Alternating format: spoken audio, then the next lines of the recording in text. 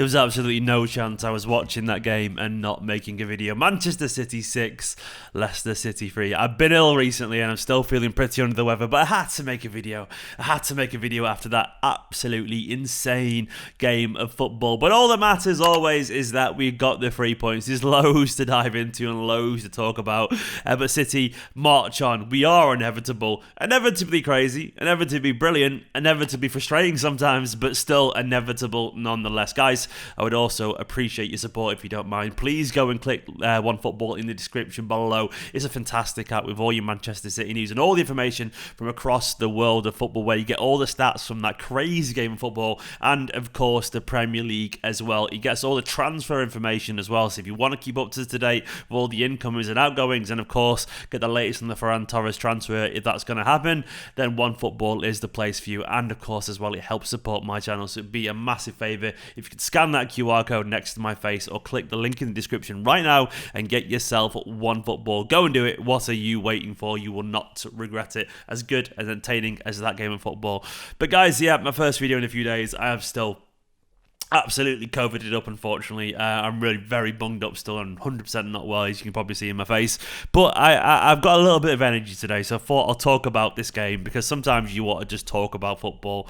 And that was the kind of game that does leave a lasting impression on you. That is the kind of game that it's pure Boxing Day, isn't it? It's pure Boxing Day chaos. There was an aura, a sense of hungoverness throughout that stadium today. And even in the players, obviously they weren't hungover, they're elite professionals, but the game had a very hungover kind of feel, just craziness post-Christmas, and sometimes that's kind of fun. My simple take on football is usually if we win and it's a team that you kind of think, this could be a tricky game against. If we win, I don't really care how we win. I'll let Guardiola worry about any perceived problems from a game like that. And ultimately, City have scored 6 goals today and put another 3 points on the table. And I'm not really going to complain about that weird spell in the second half where City did have a kind of off day defensively. I'll kind of get the elephant out of the room away there. We did really have a bad spell for about 20 minutes defensively. It did unfortunately have a couple of freak moments. The third goal was kind of freak incident. The first goal as well. Laporte just slipped. Sometimes when the player slips, that can happen, and then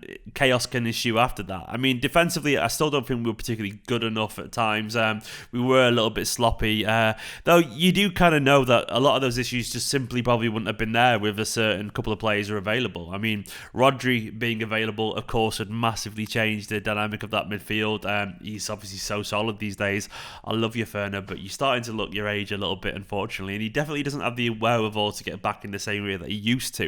And of course, as well, not just him. For me, one of the biggest things was actually probably Kyle Walker not being available. Still, obviously, not available. I think it's grievances, unfortunately. He's had some bad personal news and so on, so he's not around at the moment. And you could tell that we didn't have his assuredness on the counter defensively. We were a little bit one-footed, one-paced, and a little bit slow coming back with the ball. And that's what Kyle Walker brings you, that kind of security on a counter-attack, and he wasn't there for that.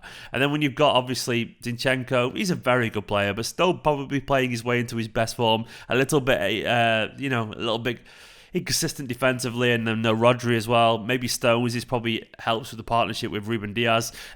You probably aren't going to get the best defensive performance every now and then against a team with the skill and the desire of Leicester on the counter-attack. They are a very good counter-attacking team. Kelechi was a big part of that, and you've got to give Maddison and Lookman as well a little bit of credit. Maddison in particular, great for one of the goals, which was a fantastic bit of play and just a great execution from Lookman after Kelechi had found him as well.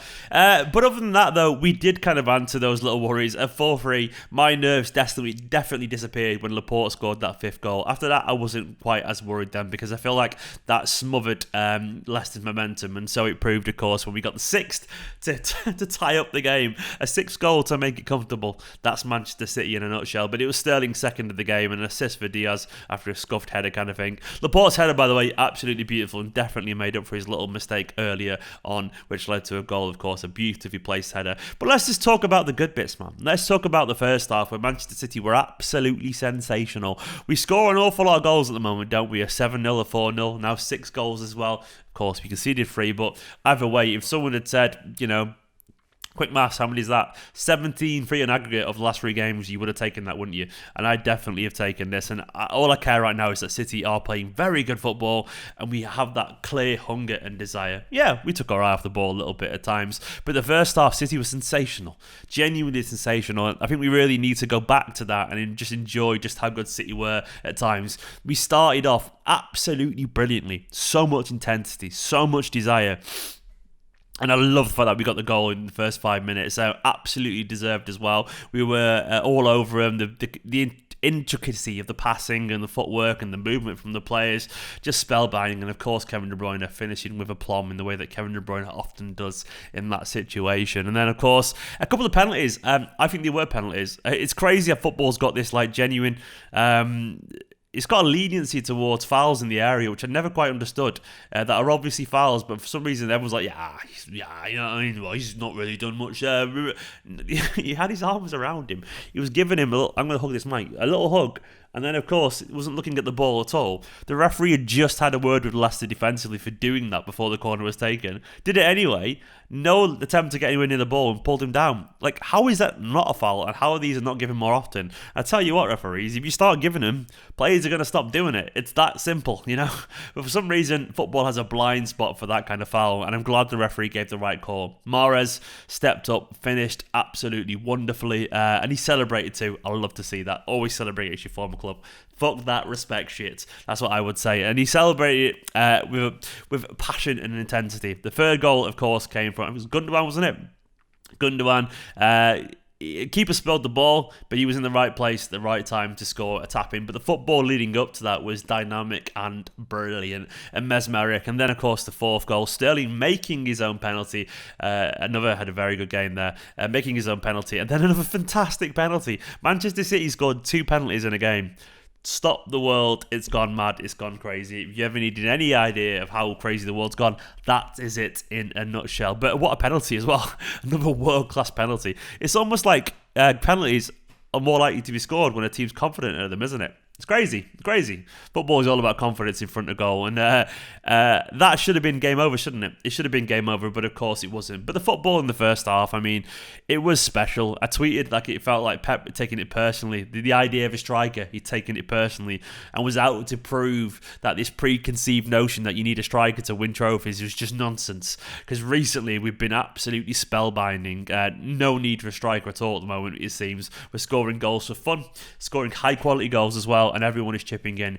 We're not even playing a false 9 either. It seems to be just we're playing attacking midfielders with a gap there. You know, okay, you've got the wingers and then you've got midfielders, and they occasionally take turns to go forward. They're not starting there and dropping back. They're starting here and going forward. It's like we're not just fulfilling that 9 role as and when we need it, as opposed to someone being there and joining the midfield. It's the other way around, and I love it. And it's pure Guardiola. And I think we should really remember just how good we've got it at the moment. This is the best football in terms of the quality football I've ever seen in the Premier League personally. And this is Manchester City. Guardiola isn't going to be here forever. And I feel like it's going to be an absolute shame. And we're going to be devastated when he goes, because we don't realise sometimes just how good he is. He's the greatest, in my personal opinion, manager of all time. And that's not to say others aren't deserving of that title too. And I'm sure they will be. But when it comes to his influence on the league and in football in general and the way that he thinks, he's just astonishing. He dominates football. He dominates it. He doesn't just win trophies. He dominates leagues, and I love it, and I absolutely love it. And right now, I can't believe that he's Manchester City manager. I'm taking that from the game. I'm not going to worry about the defence, which clearly will get fixed. I'm going to focus on just how good Manchester City are, because I'm not well right now. I feel like shit, but every time I watch Manchester City, they cheer me up. They really do put a big smile on my face, and I think you do an awful lot worse than to remember that. You really would do, because City are fantastic. We are absolutely fantastic. We are inevitable. We are brilliant. And hopefully it's going to be ours again. Now, of course, we've got no Rodri for the next game, but it looks like it's got COVID. I'm looking at the Premier League table now. We're currently 6 points clear because Liverpool was postponed earlier. But you know what? There's a power to be had from that as well. If everyone else is getting games postponed, I know they've got the games in hand, but weirdly, seeing that point gaps get extended, that can be quite intimidating, and it puts so much pressure because you can't take it a game at a time. You've got to take it 3 or 4 games at a time then, basically. So City to keep winning when the other games are postponed, that is also putting pressure on the other teams too, because it's not just going, oh, we win this one and City might slip in the next. By the time Liverpool play the games in hand, it could be like, oh, City won all three, we've got to win three in a row. And the mental pressure of that can be absolutely smothering. So right now, City just keep finding a way to win, which we are doing. How many wins is that in a row now? Let's have a look. 1, 2, 3, 4, 5, 6, 7, 8, 9. 9 wins in a row since that Palace game in the Premier League. That's pretty good. So keep winning those games, keep finding a way to win, and then our rivals have to find a way to answer. And I love that. I absolutely love it.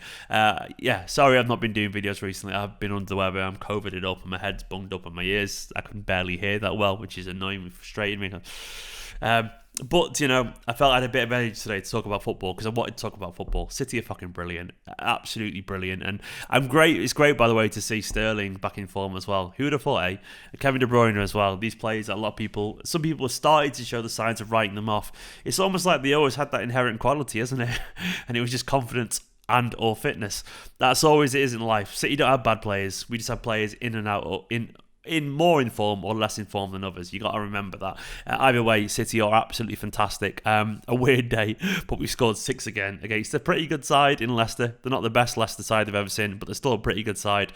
That will do, won't it? Thank you so much for watching this video. I'm sorry I've been quiet recently. Well, a bit of energy today to make a video, so I thought I would give it a go. City 6, Leicester 3. We are inevitable. Thank you to all the Patreons and, of course, my Patreon producer Scott Denemy. Download OneFootball. I would really appreciate it. And I'll be tomorrow. I might try 5 things learned tomorrow. Should be alright for it, I reckon. At the same time, doing a preview, because when do we play again? Do we actually play on the 28th? Or 29th? Alright, we got a couple of days. So 5 things learned tomorrow, then a preview, and then, of course, Brentford. Hopefully, I'll be in the clear by then, literally. In a bit.